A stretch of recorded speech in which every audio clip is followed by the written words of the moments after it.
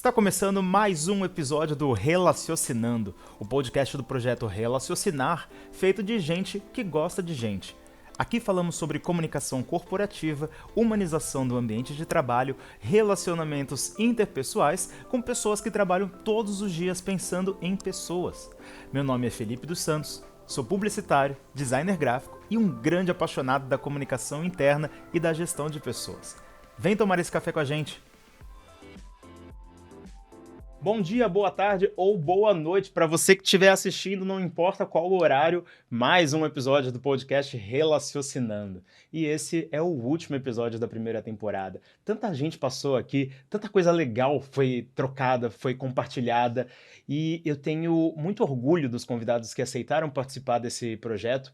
A gente começou conversando sobre cultura, sobre diversidade, ou seja, sobre como inserir as pessoas no centro das preocupações e das estratégias das empresas. Depois a gente ainda falou muito sobre diversidade, inclusão racial, inclusão PCD, como que a gente comunica com os líderes, como que a gente enxerga a comunicação interna como uma área de muito valor, de muito respeito, como que ela anda em paralelo e somando também com a comunicação externa e com o endomarketing. E agora a gente vai voltar e vai conversar sobre aquilo que fez com que o podcast Relaciocinando existisse. Vamos falar sobre gente. E para isso, eu trouxe hoje uma convidada muito especial. Ela é a Bruna Miller.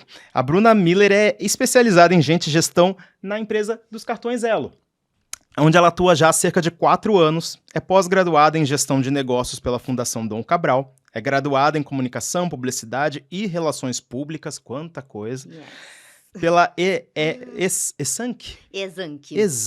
Bruna acumula mais de 10 anos de experiência profissional com atuação nas áreas de RH, marketing e comunicação, além de já ter passado por empresas como Guia Bolso e Movile, muito bom. Bruna, muito obrigado pela sua presença aqui. Eu que agradeço, Felipe, pelo convite. Bom dia, pessoal. Bruna, eu fiz algumas pesquisas a respeito da sua trajetória, para a gente poder ter um pouco de base aqui para falar também sobre a Bruna, não só sobre o conceito de gente, de cuidado, e eu, olhando no seu LinkedIn, tem uma frase que eu achei muito interessante, que você estava falando ali em nome da empresa Elo, mas é uma frase que eu imagino que também represente muito o que você imagina que diz: nenhum de nós é tão bom quanto todos nós juntos. Sim. Que frase incrível, né? Fala para mim um pouco do que você pensa a respeito disso. Essa frase, ela é um dos elementos do nosso DNA, da nossa cultura lá na Elo.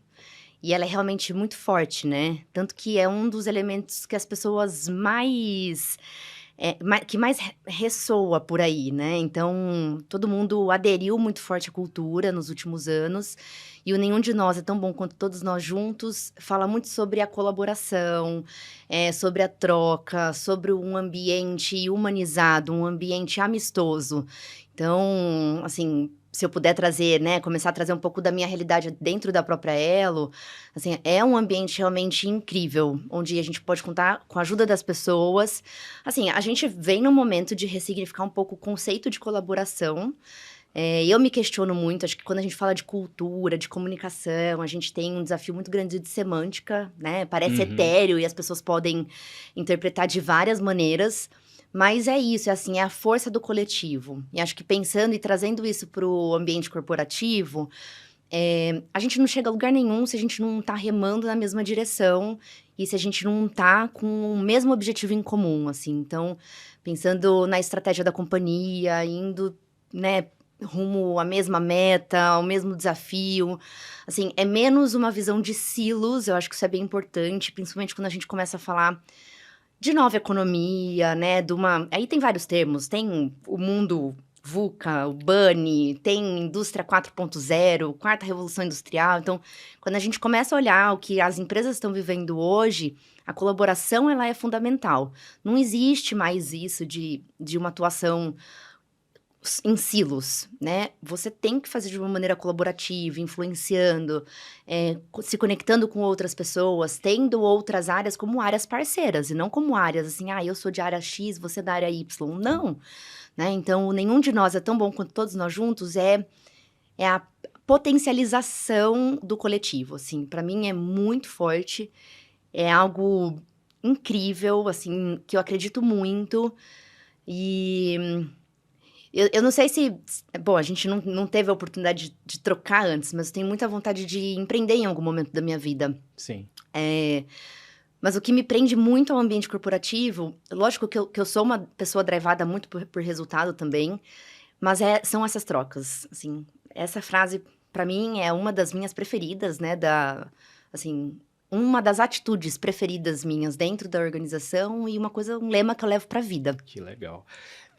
Vindo para cá, eu subindo a ladeira ali da Luiz Murat, ali em Pinheiros, no muro de uma grande casa estava colado um lambe-lambe escrito assim: a história do outro muda a gente.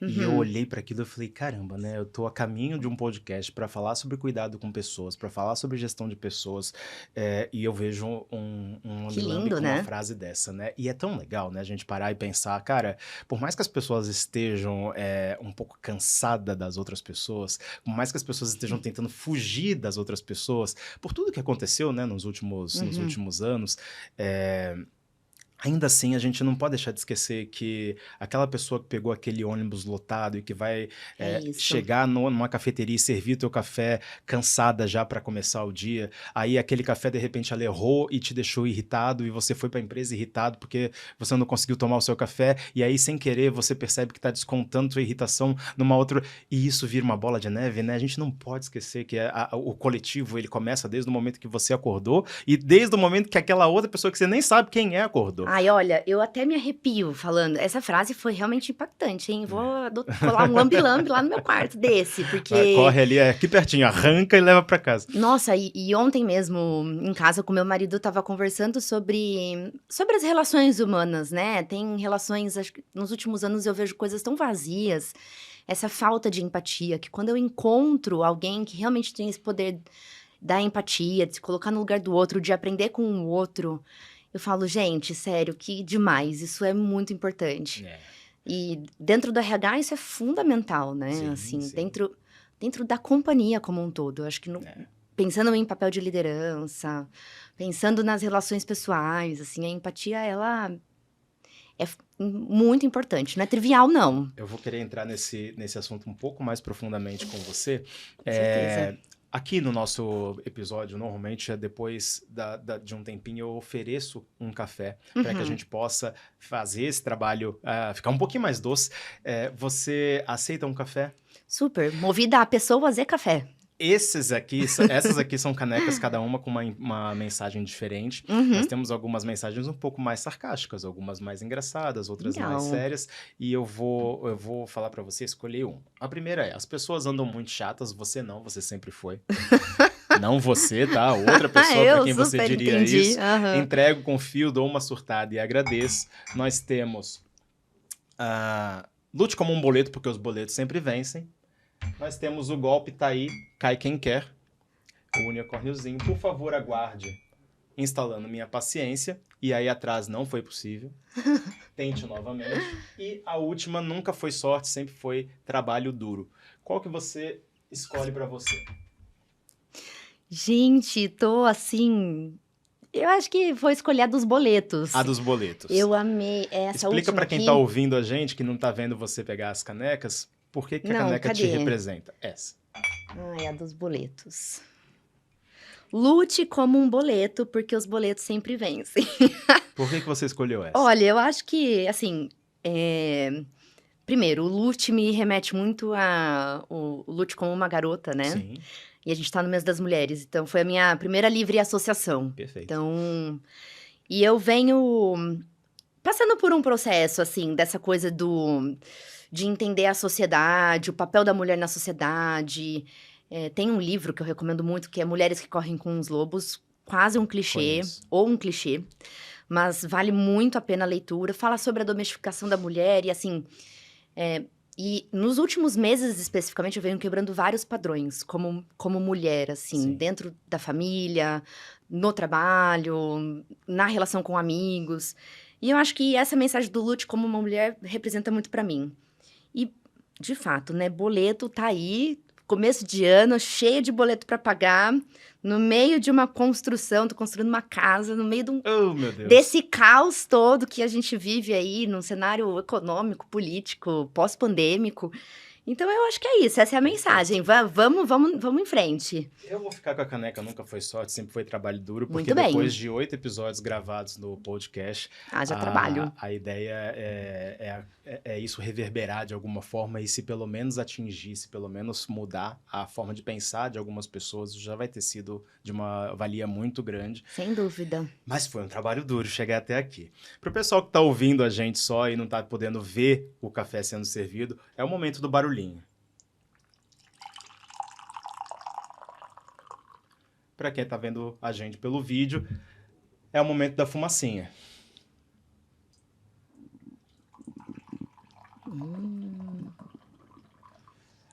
Muito bem. Muito bem. Cheers. Deixa eu te falar uma coisa. Uma das suas últimas publicações no LinkedIn dizia sobre você ter participado de uma formação que o nome é muito interessante. Ela diz liderança de organizações em tempos disruptivos. Não que a gente vai falar aqui de verdade sobre a sua formação, mas eu gostei muito da questão dos tempos disruptivos. Super. É o tempo que nós estamos vivendo agora. Que tempos disruptivos são esses? Felipe, acho que a gente não está vivendo ele agora. Para mim, os tempos disruptivos não é algo recente. Na verdade, se a gente para voltar na história, a gente vive já... O termo VUCA, que ele está um pouco mais ultrapassado, ele começou a surgir pós-década de 90, quase anos 2000. E a gente já falava sobre a volatilidade do mercado, sobre um contexto de muita adaptabilidade, de incertezas, enfim. E aí, né, os anos foram passando, a tecnologia foi chegando, a gente acompanhou. E eu não acho que no Brasil a gente está 100% maduro nesse conceito. Acho que o mercado e muitas empresas ainda não estão acompanhando essa disrupção. Mas, assim, pensando depois do VUCA, né, que a gente começou a ver a nova economia ganhando força, o que é essa nova economia? Quando você deixa de oferecer só produtos, passa a oferecer serviços customizados, então você não trabalha mais com produtos de prateleira, você trabalha de uma forma customizada, focada em cliente. E aí as pessoas mudam, né? A vontade, o hábito de consumo das pessoas mudou muito nos últimos anos. As pessoas estão muito mais conscientes com as marcas, elas estão fazendo escolhas muito mais acuradas, elas querem de fato uma coisa personalizada para a necessidade delas. E isso demanda a agilidade. É verdade. Agilidade, e quando eu falo agilidade, não é só a velocidade na tomada de decisão. É criar produtos que realmente aportem valor e enderecem uma dor real das pessoas. Então, a gente não está vivendo só agora, né? A gente vive há muitos anos. Então, desde a década de 90, mais ou menos, a gente acompanha esse movimento. O disruptivo, ele sempre acontece, né? É isso? Ele já vem acontecendo com a chegada de novas tecnologias. Aí vem esse termo, né, da internet 4.0, que é quando começa a chegar a automatização, robotização das coisas. E eu acho que o que aconteceu de verdade, assim, é que a pandemia acelerou, né? Deu uma chacoalhada nas empresas e também mudou, foi uma disrupção, né? Gerou uma disrupção na forma como as pessoas trabalham e na forma como as empresas também precisam se adaptar a esse novo formato. E liderar em tempos disruptivos não é uma coisa trivial. A gente fala muito de ambidestria nesse cenário. Porque vamos imaginar, a empresa tem lá o seu core business e ela precisa continuar equilibrando, porque digamos que é dali que vem o teu principal lucro ou tua receita. Então, ela precisa continuar garantindo que a roda continue girando. Ao mesmo tempo, ela precisa inovar. Sim. Porque a nova economia, ela exige bastante disso. Então, que as empresas tragam novos produtos, muito na linha do que eu acabei de falar, assim, que enderecem dores reais das pessoas. E isso é muito complexo. Muito bem. É muito complexo. Tem uma questão de mindset, tem uma questão de como a empresa está estruturada, tem uma questão de como funciona aquela cultura, se é uma cultura habilitadora para que a ambidestria aconteça, se a gente consegue garantir eficiência operacional ao mesmo tempo que a gente está inovando, não tem fórmula mágica, é só vivendo e passando por isso. Mas acho que não é um conceito tão atual. A pandemia veio, acelerou, fez com que a gente chacoalhasse e, enfim, acho que mais do que nunca as empresas estão precisando se adaptar a essa nova realidade, porque até o hábito de trabalho mudou, né? Isso trouxe consequência, inclusive, para dentro da empresa, né? Sem sombra de dúvidas. A Elo é uma empresa de cartões de crédito, para quem até agora não conseguiu associar o nome. E já tem algum tempo que eu, como publicitário, até reparo nessas coisas, que a Elo ela tenta se posicionar como uma empresa humana, né? Pouco tempo atrás, a gente viu algumas campanhas que falavam sobre ser uma empresa brasileira. O que eu acho que faz uma diferença muito grande quando você vai comparar com os concorrentes, né? E ao mesmo tempo, uma empresa que vai virar para o seu cliente e vai falar, olha como a gente está preocupado com você, com o seu modo de vida, com as suas necessidades, né?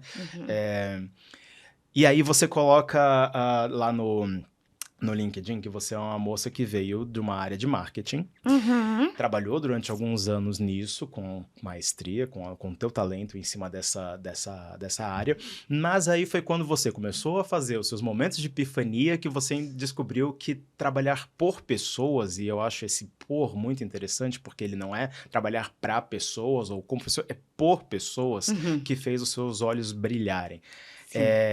Fala para mim um pouco sobre isso e se trabalhar numa empresa que justamente tem esse posicionamento de ser humana, de se aproximar do brasileiro como empresa brasileira, se isso tudo fez com que desse match. Bom, então, já respondendo a tua última pergunta, super deu match, com certeza, mas acho que eu vou voltar um pouco na minha história, explicar o porquê da mudança, da transição de carreira. Assim, curiosamente, eu sempre fui uma pessoa com muita sede de conhecimento pelo comportamento humano, desde muito cedo. Assim, adoro observar o comportamento das pessoas, entender os gatilhos, por que a pessoa se comporta daquela forma, por que a personalidade se dá, né, daquele jeito. E eu, quando estava terminando o ensino médio, há alguns anos, e não vou falar quantos para não... já não me expor aqui, né? Não me humilhar com a idade. Eu queria fazer psicologia, era um dos meus cursos ali, como opção. Mas, putz, cabeça de gente nova, né? E sem experiência. Eu falei, mas... Putz, eu gosto tanto de trocar e eu não quero estar numa trilha tão solitária atendendo em clínica. Eu não sei se é isso que eu quero. Eu sempre sonhei, né, com o mundo corporativo, sempre... Esse era o meu foco. Eu falei, não vou fazer psico, não. Eu vou fazer comunicação, porque também sempre foi uma parte muito forte minha, assim, uma característica onde eu realmente me reconheço e reconheço que eu tenho algumas fortalezas aqui. E fui para a área de comunicação. Comecei a minha carreira com comunicação. Trabalhei, mais de 10 anos nessa área e passei por agência. Eu vi que eu não queria agência. Aí fui pro outro lado da mesa e eu vi, o mundo corporativo é isso que eu quero. Mas assim, fazer marketing, fazer publicidade... E eu sempre fui muito movida pelo brio, sabe? Eu tenho uma coisa de inconformismo. Então, eu só trabalho, assim... e eu sei que essa é uma visão muito privilegiada, assim... Porque eu tive vários privilégios ao longo da minha vida... Que me fizeram chegar onde eu tô hoje... E que me possibilitaram fazer algumas escolhas. E aí, eu, ao longo da minha trajetória, não encontrei um produto ou um serviço com o qual eu realmente me identificasse, falasse, nossa, isso mexe com o meu brio. Isso faz com que eu realmente queira fazer uma publicidade disso, uma comunicação disso. E aí, na pós, quando eu fui fazer pós, eu já estava meio incomodada, assim, na carreira que eu estava trilhando dentro do marketing. E não é que eu não ame essa área, eu sou apaixonada por essa área, mas eu acho que não deu match, porque eu nunca encontrei um produto que eu falasse, nossa, caramba, uau, é isso que eu quero fazer pro resto da minha vida. E na pós, eu comecei a entrar muito em contato com matérias e temas sobre liderança, coaching. E uma coisa que na pós eu fui me descobrindo é que eu também curto muito o lado da estratégia do negócio. E lá eu conseguia fazer umas conexões muito interessantes, assim. o papel da liderança dentro do planejamento estratégico. E eu conseguia ir visualizando aquilo na prática. Eu falei, gente... E os meus amigos da pós, pessoas incríveis, inclusive, que eu conheci e levo até hoje no meu coração, todo mundo falava, não é possível, você não trabalha com marketing, você trabalha com RH. E assim, eu não escutei isso uma nem duas vezes, eu escutei muitas vezes de professores, de colegas. E aí veio o bichinho, me picou da transição de carreira. Bruna, eu acho que você precisa fazer uma transição para o RH. E eu fiz, é uma transição recente, mas assim, eu me encontrei.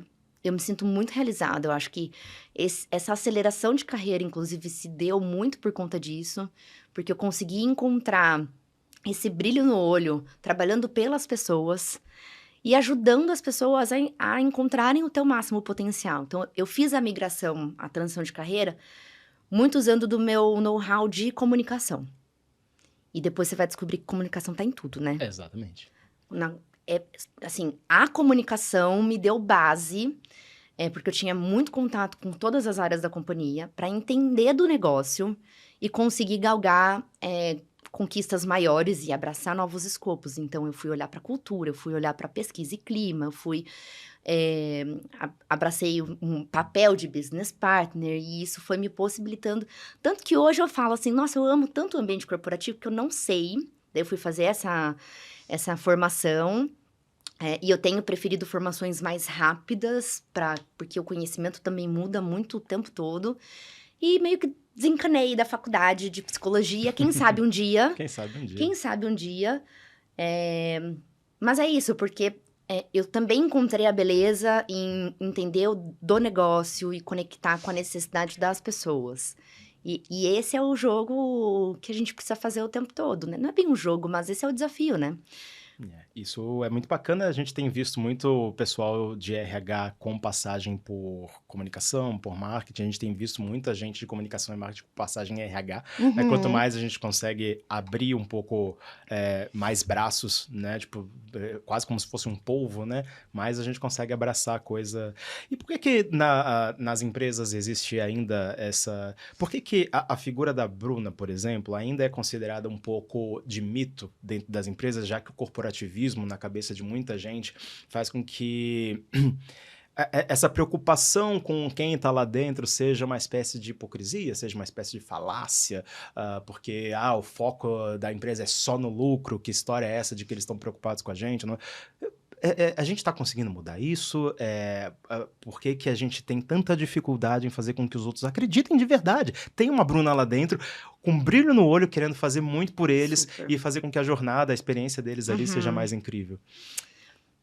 Eu acho que, assim, o que falta nas organizações, de uma maneira geral, e falando da Elo, a gente está caminhando muito bem nesse sentido, que é o amadurecimento dos indicadores. Tá. Assim, não dá para negar que o objetivo principal de uma companhia, que não seja uma ONG, é ter lucro. Sim. Né? Então, a gente não pode ignorar esse fato e falar, não, vamos só cuidar das pessoas. Eu acho que cuidar das pessoas é um fator essencial para que a gente consiga atingir o lucro. Porque você oferece um ambiente seguro, relações saudáveis, uma cultura muito habilitadora, práticas muito humanizadas. Então, as pessoas se sentem realmente escutadas, ouvidas e acolhidas. Acho que o mais importante... E com processos justos, assim, conduzidos de uma forma justa. Mas o maior desafio da RH, na minha visão, é transformar tudo isso, que parece muito etéreo, em indicadores tangíveis para o negócio. Então, quando a gente leva discussões para uma alta liderança, nesse sentido, né? Por que focar em cultura? Por que focar em pessoas? Porque a companhia inova mais. No início do teu podcast, você falou que trouxe muito o tom da diversidade. Sim. A gente... É incrível trabalhar a diversidade, dar oportunidade para todos. E o nosso país é um país muito diverso. Então, as empresas que não se abrirem para isso, pode estar perdendo um montão de talentos. Nela, a gente tem muita diversidade. E a gente vê isso nas trocas no dia a dia. O resultado tangível disso. Assim... O nível de colaboração. Tem um estudo da McKinsey que diz que ambientes com mais diversidade tem 3 vezes mais propensão a inovar e criar soluções novas fontes de receita. Então, a partir daí, a gente já começa a pensar, né? Existe uma conexão com o negócio. Aquilo traz um benefício para as pessoas, porque fica um ambiente muito mais diverso. E eu não estou dizendo que a diversidade é fácil. Não. A gente lidar com perfis diferentes dos nossos, né? Abrindo a cozinha, opa, exige a empatia, exige que a gente dê espaço, que a gente entenda quando o outro tem o lugar de fala. Então, tem os desafios ali, mas no final, também o negócio acaba ganhando com inovação, acaba ganhando com trocas muito mais ricas, acaba ganhando, no caso da Elo, que é uma empresa brasileira, a gente tendo um público diverso, a gente consegue elaborar produtos que sejam a cara do Brasil, né? Porque a gente tem pessoas lá dentro que representam de fato o público brasileiro, né? A população brasileira. Então, putz, fantástico, assim. Mas o desafio é esse, é trazer o indicador para a mesa e mostrar, né, por A mais B, que aquilo realmente tem algum benefício para o negócio. Não tem como a gente olhar só sobre o lado bacana da coisa. A gente também, como RH, precisa entender como o RH se torna o braço estratégico do negócio, habilitando as pessoas a entregarem o que a gente precisa, capacitando as pessoas. A gente até trocou um pouquinho, né, conversando do roteiro sobre capacitação.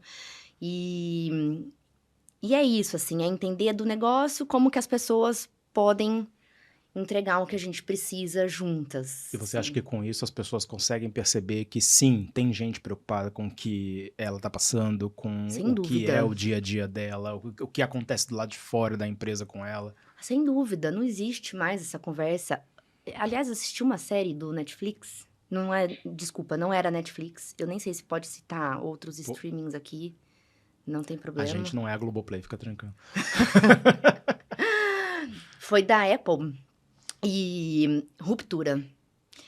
E foi bem curioso, porque saiu logo, foi assim, acho que ano passado que lançou, e ela aborda um pouco desse contexto, né? Então, a pessoa faz lá um procedimento neurológico, que ela, quando sai, ela passa pelo elevador, pela porta do escritório, ela esquece o... Você já assistiu? Não.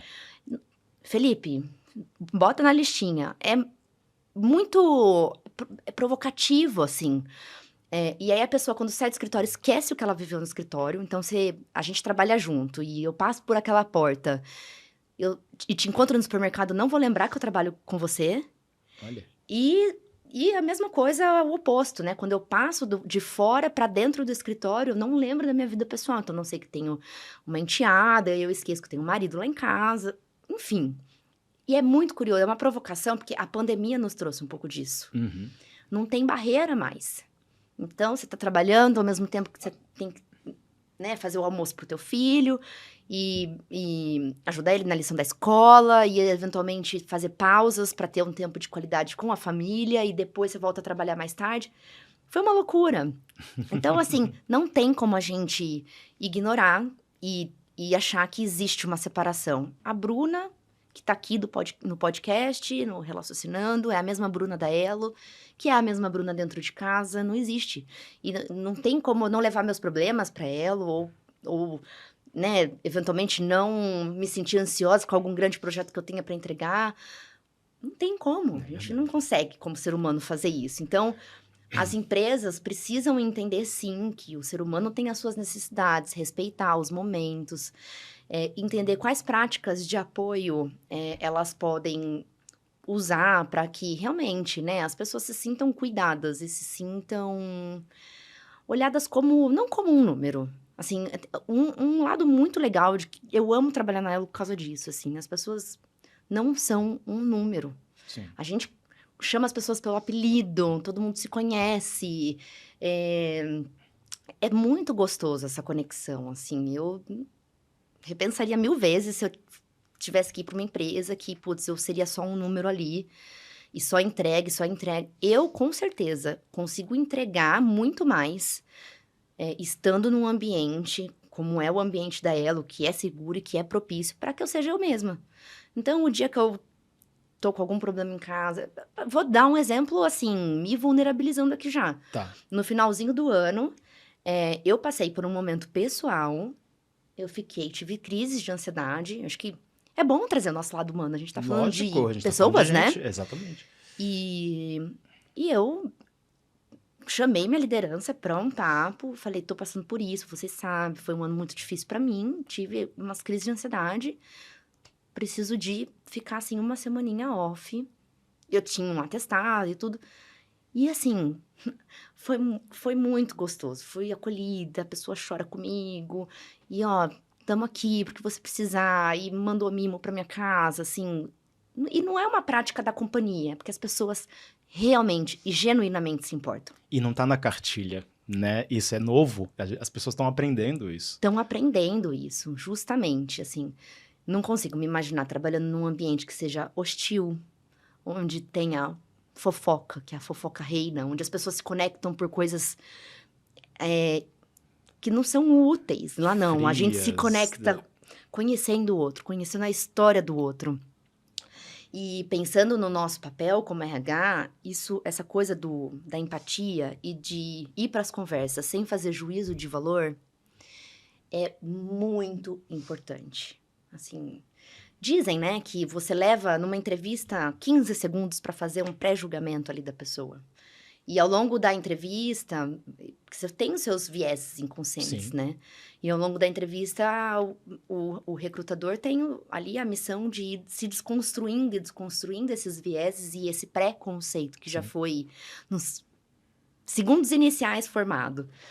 E quando a gente vai para esse bate-papo de RH, como BP, ou assim, conversar com alguém, uma área de comunicação, pensar em cultura, a gente tem que ir sempre sabendo que existem os dois lados da moeda. É sempre 50-50. Você escuta, pegar sei lá, um pedaço do escopo de uma business partner.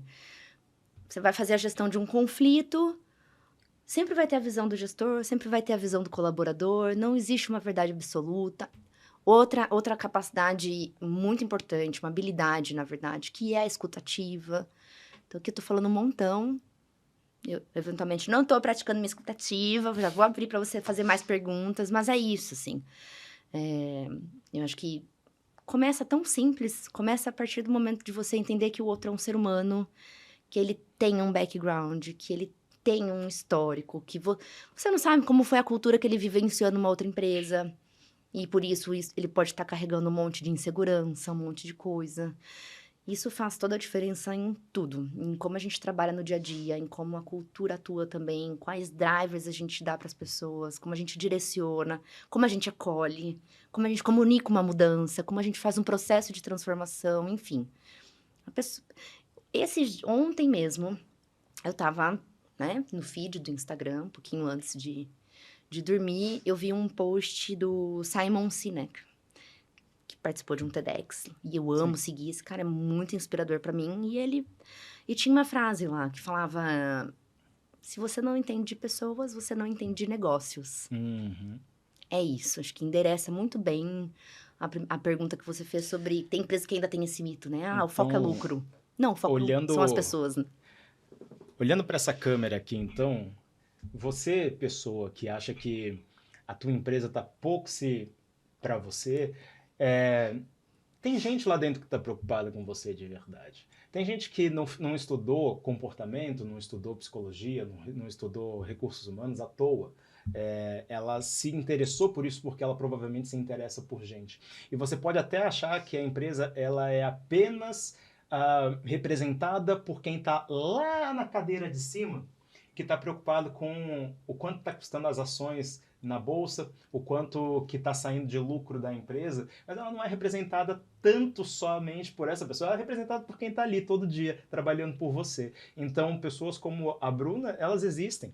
Essas pessoas, elas estão trabalhando para que você tenha uma jornada, uma experiência dentro da empresa ainda melhor. E se elas não existem, leva o episódio desse podcast para elas assistirem.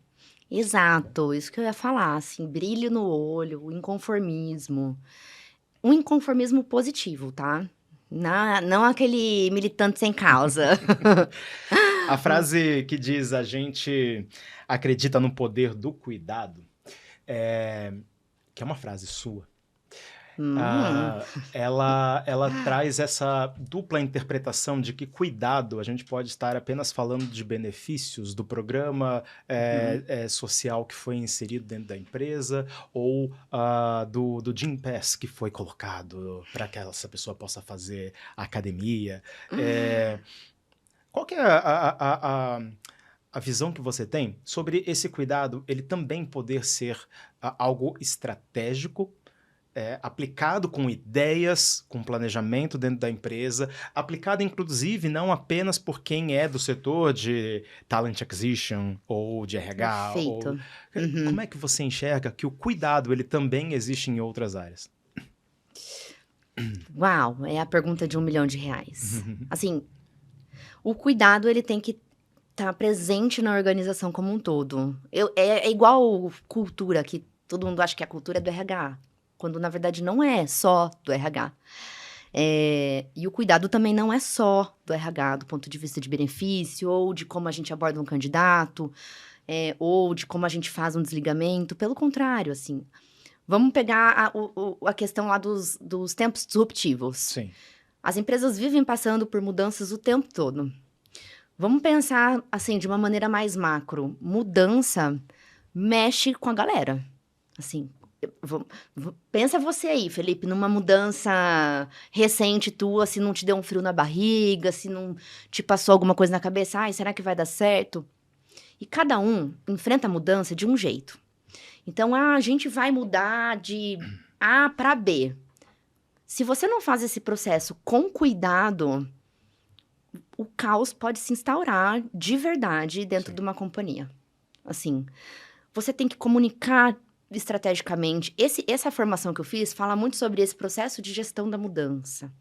Então, o papel da liderança, como você acolhe, como você tem uma comunicação que seja uníssona. Então, vai de A para B, dá contexto. Por que estamos saindo de A? Por que estamos indo para B?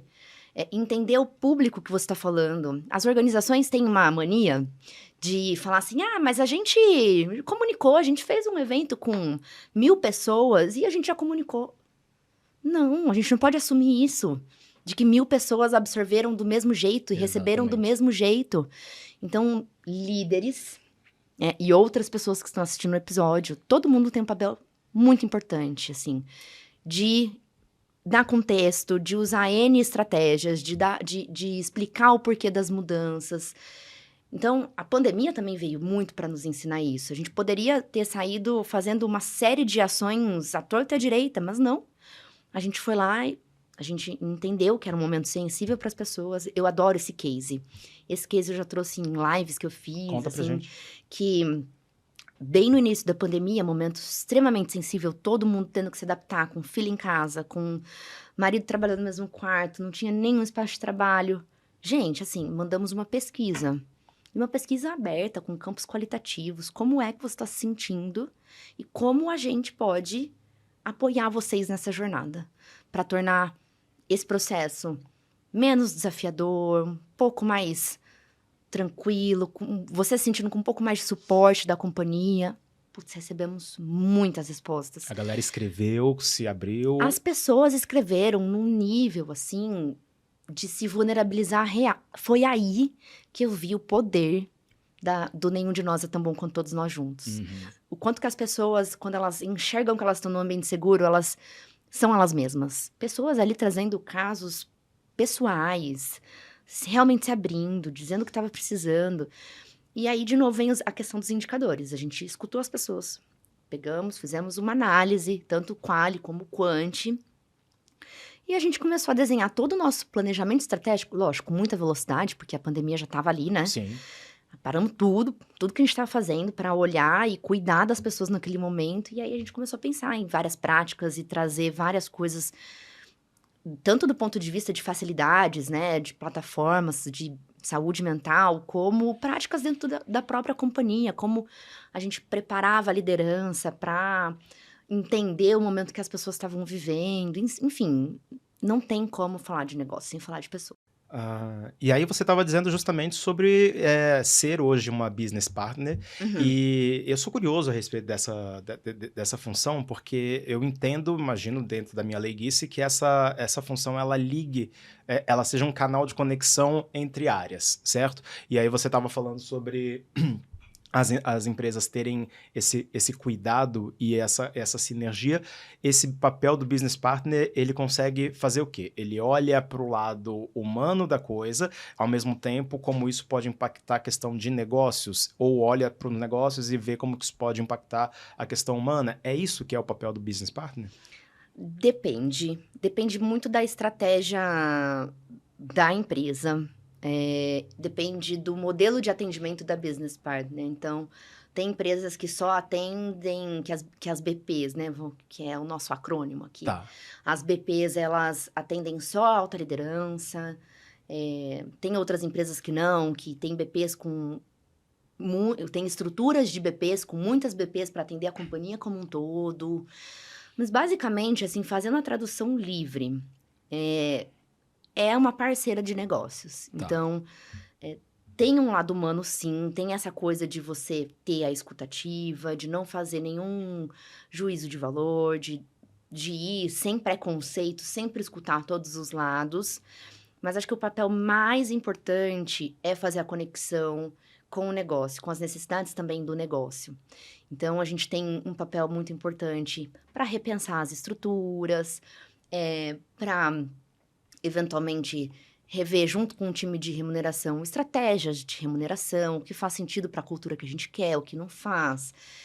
Acho que a BP ela tem um lado também de ajudar as áreas a se conectarem, Sim. né? Essa coisa da gente ter um consultivo, acho que é um papel muito consultivo. Olha, onde você está tendo dificuldade? Ah, tô tendo dificuldade nisso, nisso, nisso. Poxa, se conecta com a pessoa tal, né? Talvez essa pessoa possa te ajudar. Então, a gente tem um papel tanto humano de acolher e fazer a gestão de conflitos, ou, eventualmente, só apoiar num plano de desenvolvimento daquele profissional, como também pensar estrategicamente em como os times estão estruturados, e ajudar a organização por meio das pessoas e por meio do cuidado com as pessoas, a ajudar o negócio a atingir o próprio resultado. Então, sim, já peguei times que mudou a liderança, o time sentiu a mudança.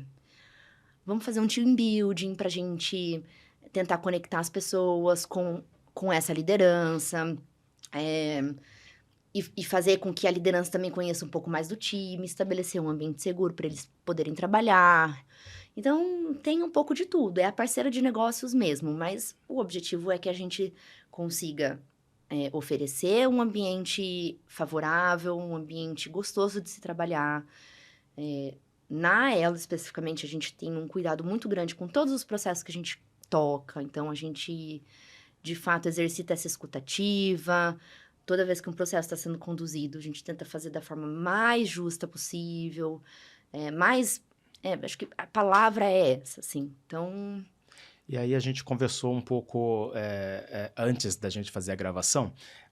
Para quem está ouvindo e assistindo a gente agora, depois que a pessoa é convidada, a gente conversa bastante para entender o rumo que a conversa vai tomar. uhum. E você trouxe um termo nos áudios que você me mandou, que eu achei um termo fantástico, e eu queria ouvir um pouco de você sobre ele. Chama processo transformacional. Aham. O que isso significa na sua cabeça e o que isso significa hoje dentro da Elo, por exemplo, envolvendo a cultura, a comunicação, a conexão, a justiça do processo que você colocou aqui agora. Eu gostei muito desse termo, fala um pouco pra Do gente. processo transformacional. É um pouco do que a gente também conhece como gestão da mudança, né? E aí, todos esses elementos que você trouxe, todas essas frentes, né, de comunicação, de cultura, na verdade, é parte, né? É como a gente faz a mudança. São ferramentas, Uhum. eu costumo dizer. E acho que os tempos disruptivos que a gente vem vivendo faz com que as empresas tenham que realmente se reinventar o tempo todo. E eu vejo isso em todos os setores. Em todos os setores, não é só empresas de tecnologia. Porque, de novo, o comportamento, o hábito de consumo das pessoas está mudando. A pandemia mudou muito. As pessoas ressignificaram muito a relação delas com os produtos, com os serviços. Então, todas as empresas têm que se reinventar, sem sombra de dúvidas, e o tempo todo. Esses dias até estava tendo uma conversa super gostosa internamente lá com o time, e eu estava contando para eles que as empresas que estão mais propensas ao sucesso, elas não têm uma cultura imutável. A gente vê várias empresas aí há anos com a mesma cultura, que bom se estiver funcionando. Mas, na verdade, como a gente vive um ambiente e um contexto que muda o tempo todo, a cultura ela também tem que se adaptar o tempo todo. É verdade. Se a gente for parar para pensar. Porque a cultura é como a gente faz as coisas dentro da organização. E a gente não pode fazer sempre do mesmo jeito. Porque Se as pessoas estão mudando, né? Se as pessoas estão mudando, o cenário político e econômico está mudando, o comportamento humano está mudando. Não tem... Se a gente continuar fazendo as coisas sempre do mesmo jeito, a gente não vai chegar a lugares e resultados diferentes. Então, a cultura ela tem que ir se moldando. A cultura muda muito também de acordo com o nível de maturidade da organização. Então, se ela está no estágio muito inicial, ela provavelmente vai precisar de muito mais experimentação, muito mais inovação. Se ela já está no estágio de maturidade, ela vai precisar dessa ambidestria, que é, putz, eu já tenho um lucro aqui no meu core business, como é que eu faço para cuidar disso, mas também para eu estar preparado na hora que... Porque a curva, ela é um S, né? Então, quando você está lá no estágio de maturidade, logo vem o declínio. Sim. Isso é o mundo VUCA, é o BANI, é os tempos disruptivos, né? As empresas passam por isso o tempo todo. Então, quando eu tô lá no nível de maturidade mais alto, como que eu me preparo, sendo uma empresa ambidestra, para também conseguir inovar e me preparar para quando o meu produto já não for sexy o suficiente para as pessoas, né? Então... Acho que me perdi até aqui na resposta, fui falando. Cada episódio que vai passando eu vou aprendendo uma palavra nova. Ambidestria. Empresa ambidestra, eu ainda não tinha ouvido, achei o máximo. Vamos ver se você reconhece essa frase aqui. Esse espírito inquieto, cheio de coragem, vontade de mudar as coisas, explorar o mundão afora e que ainda se arrisca no mountain bike. Tá aí a Bru Aventureira. É verdade. Você trabalha numa empresa que tem um trabalho de muita solidez no reconhecimento aos colaboradores. Uhum. Essa frase, inclusive, é de um reconhecimento que foi dado a você como colaboradora, como parte do time da Elo. Como é que você explicaria hoje que funciona os critérios para você enxergar o valor e entregar o reconhecimento do time dentro da empresa? Uau! Vamos lá. E fala um pouquinho sobre essa Bru Aventureira aqui. E a Bru Aventureira, se deixar, a gente pode marcar outro podcast, outro episódio, que eu adoro contar minhas aventuras. Sou uma pessoa bem... Eu já falo sobre ela, minha outra faceta. Mas falando sobre reconhecimento, é tão difícil, né? Assim, nunca vi um processo... Aliás, se alguém tiver, assim...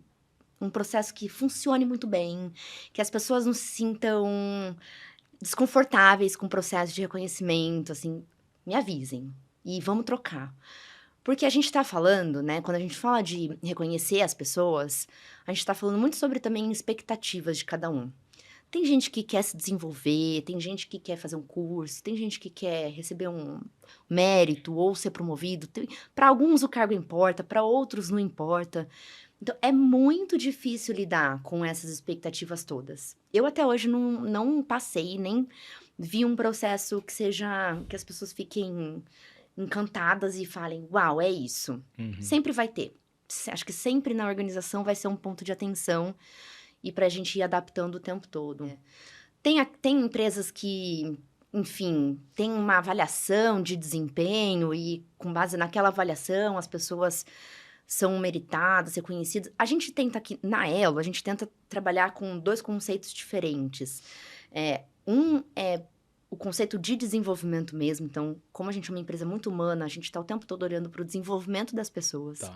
Então, como a gente capacita, como a gente oferece conhecimento, que ferramentas a gente entrega para as pessoas realmente trabalharem no seu máximo potencial, assim. E tem o lado do reconhecimento, que ele é super importante, né? E dentro da Elo a gente olha muito para a cultura. Então, a cultura tem um peso muito forte, assim. A gente valoriza quem tem o nosso DNA, que é como a gente chama a cultura lá. Uhum. Então, isso dentro do processo tem um peso importante.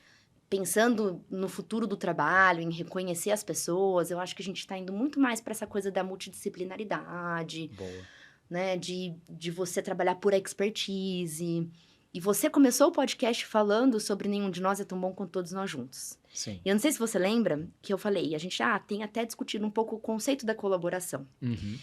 Porque a gente é uma linha tênue entre eu tenho que envolver todo mundo em tudo, e aí a gente corre um risco enorme de não conseguir sair do lugar. Imagina. Imagina uma decisão pessoal, você ter que envolver tio, primo, você não sai do lugar. Cada um tem a tua opinião. E aí a gente está nesse movimento de adaptar o conceito da colaboração para, de fato, você usar os recursos de uma maneira inteligente. Assim, alocando as pessoas que você de fato precisa para que aquela ação aconteça, para que aquela tomada de decisão aconteça. Então, o Nenhum de Nós é tão bom quanto todos nós juntos, ele se potencializa ainda mais quando a gente realmente tem as pessoas certas, sentadas nas cadeiras certas, de acordo com a necessidade do negócio. Bacana. Você falou sobre a pandemia em alguns momentos, Uhum.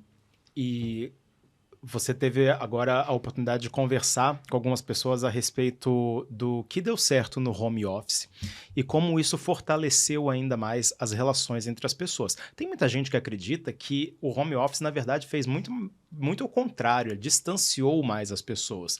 Por que nesse papo que você teve, e eu não consigo lembrar agora, não marquei o nome da pessoa que participou com você, mas esse papo que você teve sobre o que deu certo no home office, por que você acredita que ele realmente mais aproximou as pessoas e deu oportunidade para trabalhar essa aproximação do que o contrário?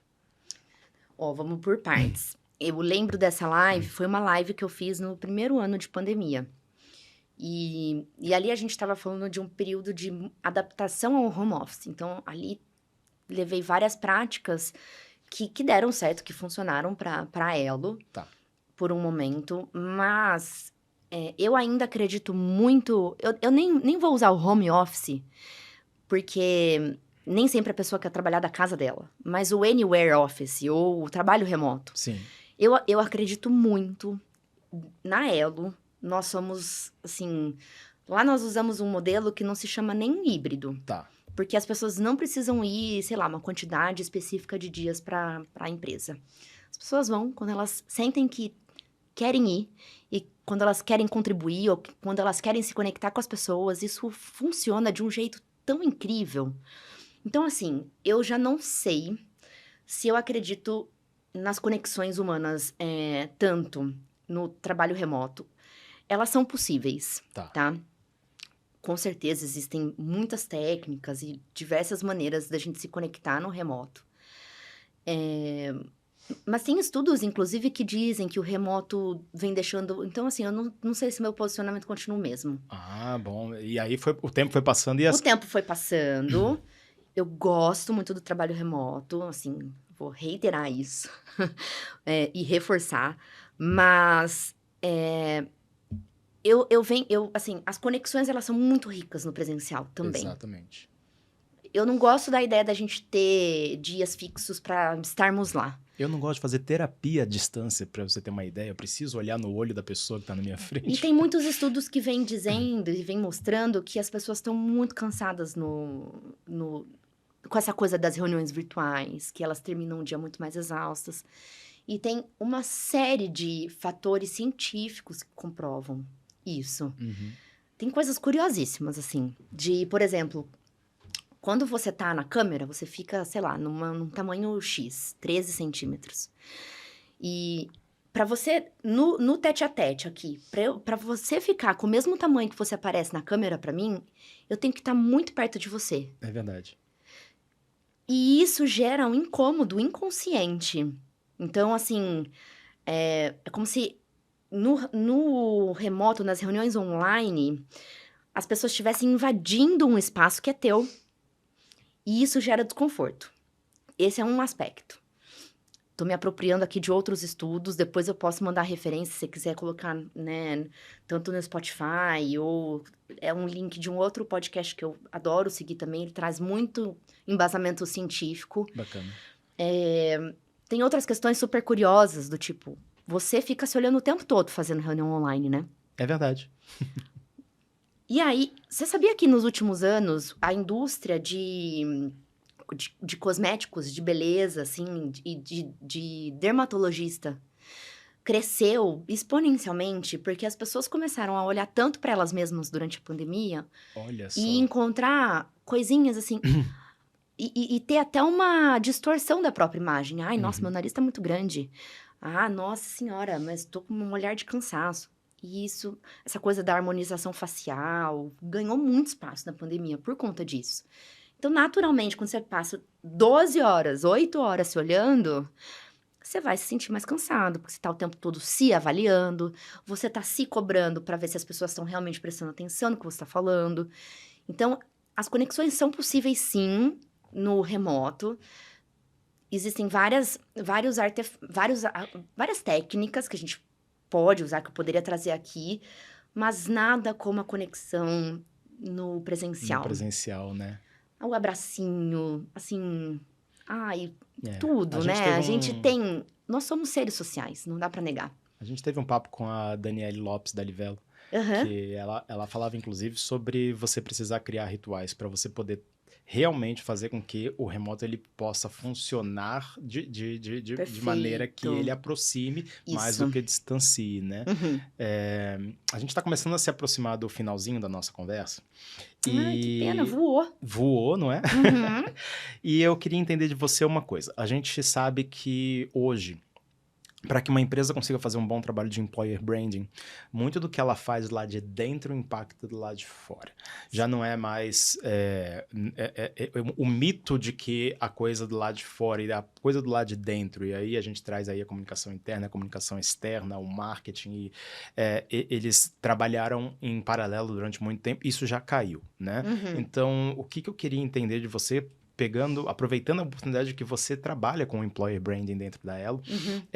qual que é o valor e o papel do colaborador ativo, do colaborador que está dentro da empresa hoje, com o trabalho que você faz para ele, como isso vai acabar refletindo lá de fora como marca empregadora? Porque eu imagino que muita gente faça trabalho de marca empregadora, e aí me explicando a minha pergunta, de uma forma cartilhada, né? Eu Uhum. preciso postar isso daqui, eu preciso mostrar para as pessoas que a gente pensa dessa forma, mas muitos poucos olham para dentro da empresa e falam, cara, o que eu tô fazendo com essa galera aqui vai validar ou não o que eu tô fazendo lá do lado de fora, né?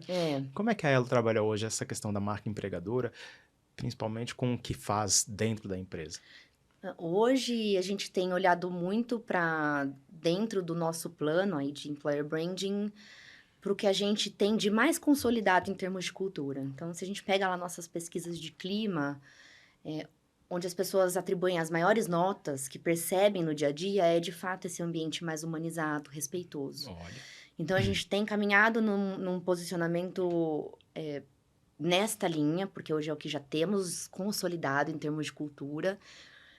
É super importante que o colaborador ele esteja ativo, mas é um pouco do que você falou, assim, eu não acredito na coisa forçada, sabe? Olha, vamos fazer uma campanha para você ir lá no Glassdoor e fazer um comentário sobre a Elo ou sobre a empresa que você trabalha.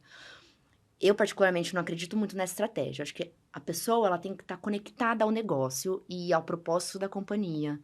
E quando ela tem esse senso de pertencimento, quando ela sente que ela é cuidada, que ela tem espaço, quando ela tem senso de realização, aí sim começa a reverberar para fora de uma maneira automática. Então, assim, não é porque eu tô no RH que eu faço os posts no LinkedIn e que eu tô aqui conversando com você.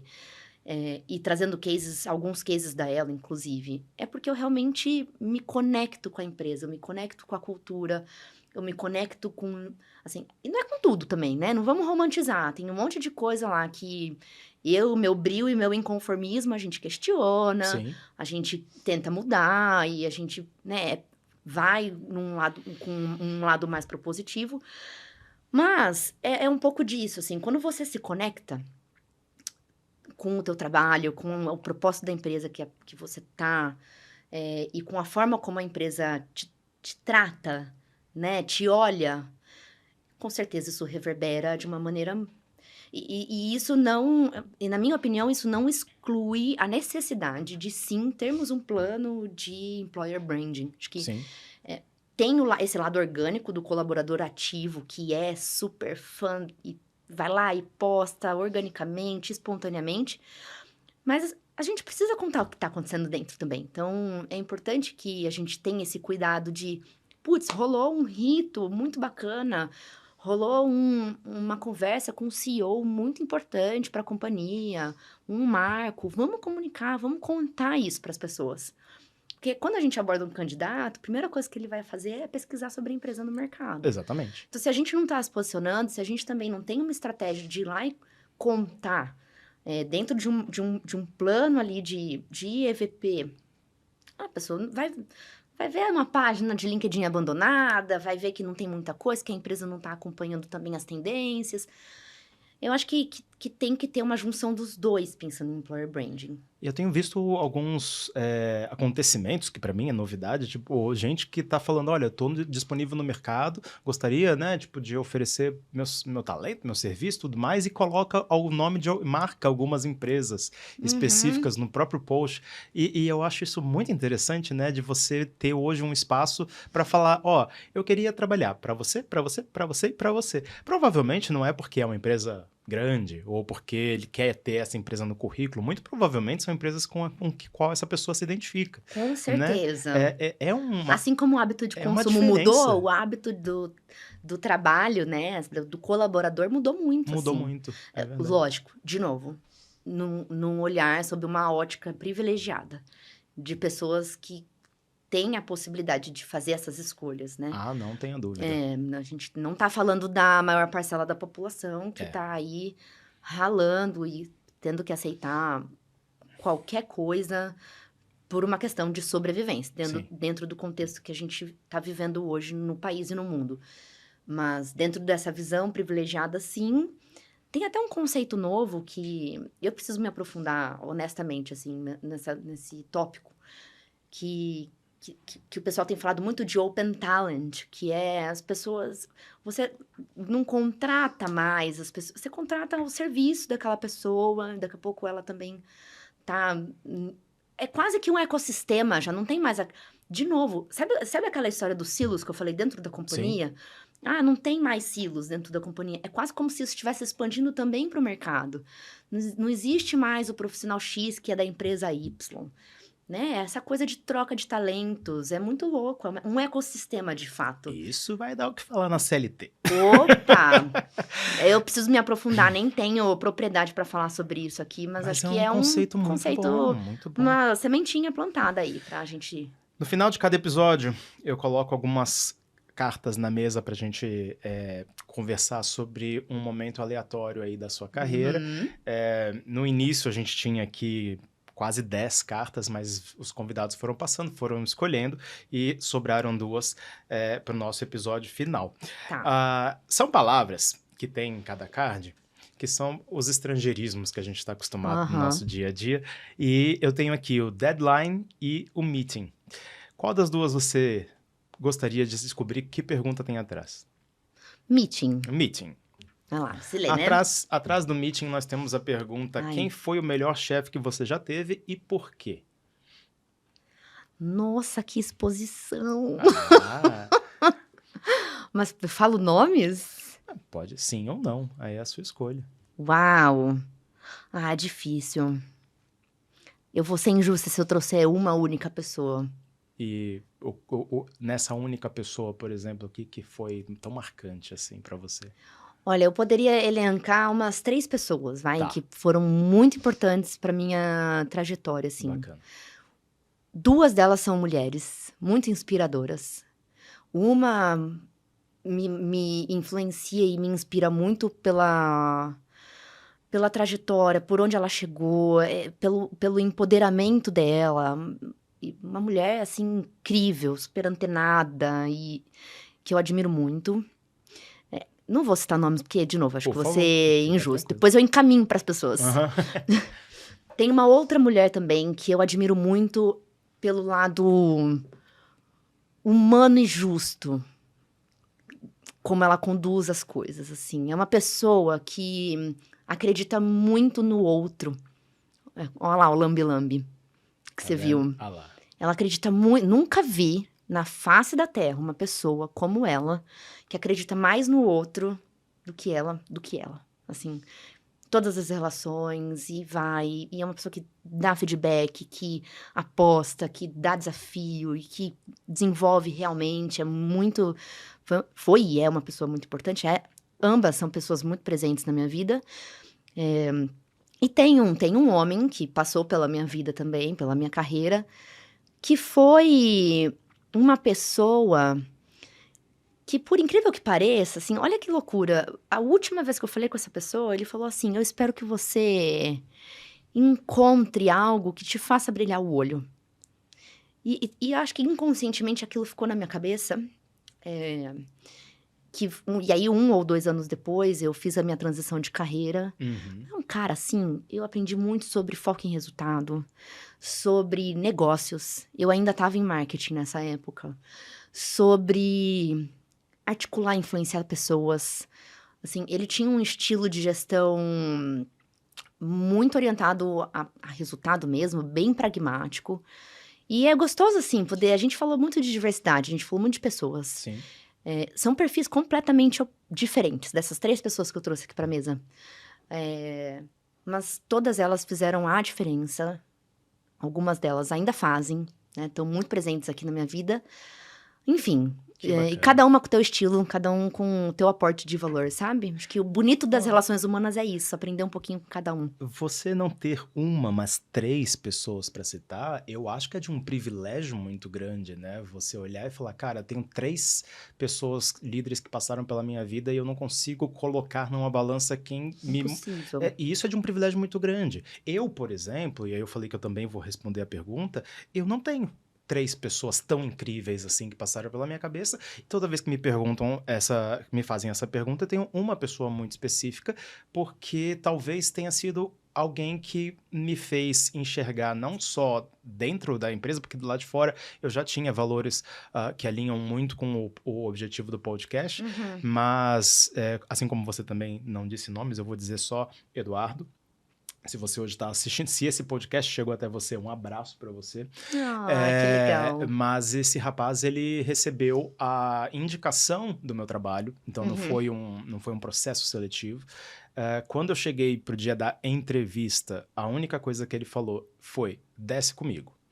Eu falei, desci com ele, sentei ali num murinho que tinha no térreo do prédio ali, e ele basicamente perguntou quem eu era e o que eu fazia, tal. Ele falou, era tudo o que ele precisava.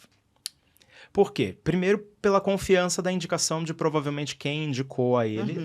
e eu acho que isso já é uma coisa muito incrível, porque você não tá... Quando você parte do princípio dessa confiança, você não está partindo só do currículo dessa pessoa. Muito provavelmente você está se antenando muito mais na forma como o profissional conquistou humanamente a outra pessoa para quem ele trabalhava, certo? Então Uhum. você não está falando, ó, pega esse cara aí porque ele no Photoshop é incrível. Uhum. Né? Não era exatamente só isso.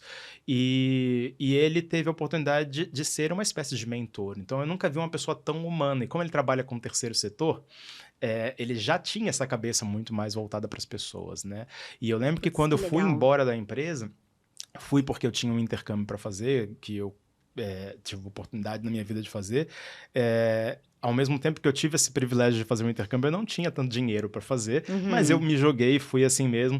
E eu lembro que ele fez uma das coisas mais incríveis que eu não consigo esquecer jamais, que foi... você tá indo embora, né? Tá, você vai viajar, tal, lá é tudo muito caro, quanto que de dinheiro você tá levando para lá? E eu abri para ele, e ele falou, beleza, vamos fazer o seguinte, eu preciso de um site pro meu negócio da ONG lá, você consegue fazer esse site para mim?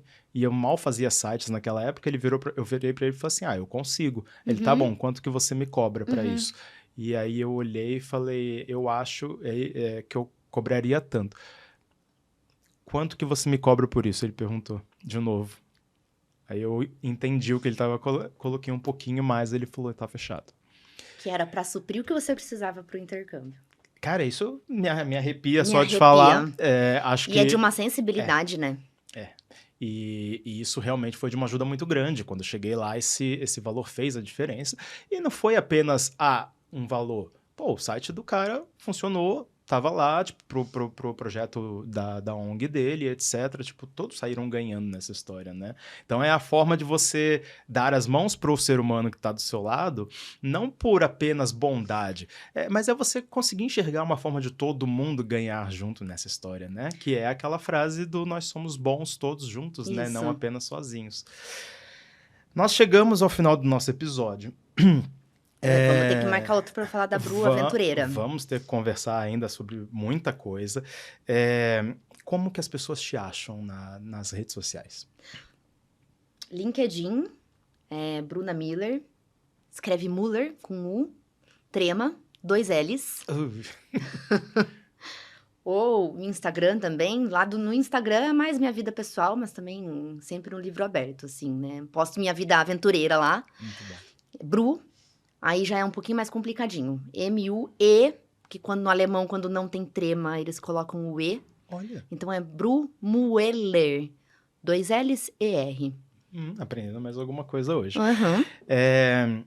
Para as pessoas que estão acompanhando o podcast Relacionando, as redes sociais são @relaciocinar, que é o nome do projeto, isso no Instagram, isso no YouTube e no Spotify, tá?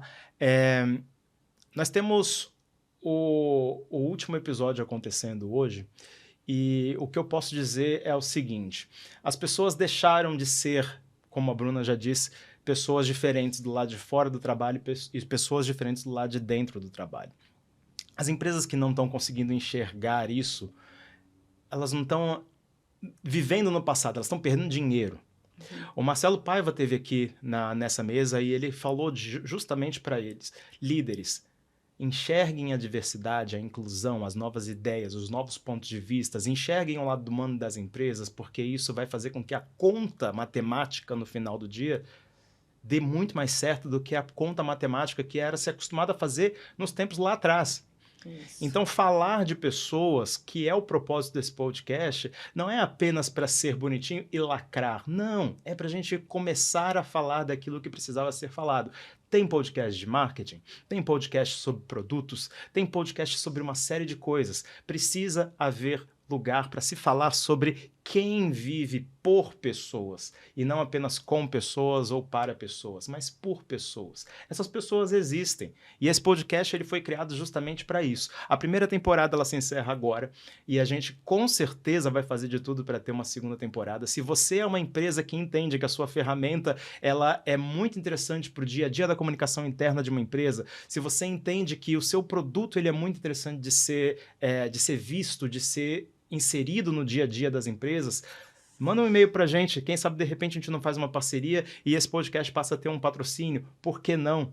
Tá? Eu preciso fechar a nossa primeira temporada agradecendo algumas pessoas que foram fundamentais para que esse projeto possa ter acontecido, que é a minha esposa, apoio incondicional, Cristiane, a Jéssica Borges, o Rafael Shimanoi e o Felipe Seri, que foram os editores que fizeram com que isso se tornasse palpável, e o Vitor Aruno, que foi o produtor que ajudou a gente a trazer todas essas pessoas incríveis, com as datas, com os horários confirmados, e principalmente o Estúdio Tumpats, que foi quem deu a oportunidade de a gente ter um lugar para fazer esse projeto acontecer. Essa parceria toda, com todas essas pessoas incríveis que não poderiam ser deixadas de ser mencionadas, já que a gente fala de gente, só aconteceu porque todo mundo é melhor juntos do que sozinhos.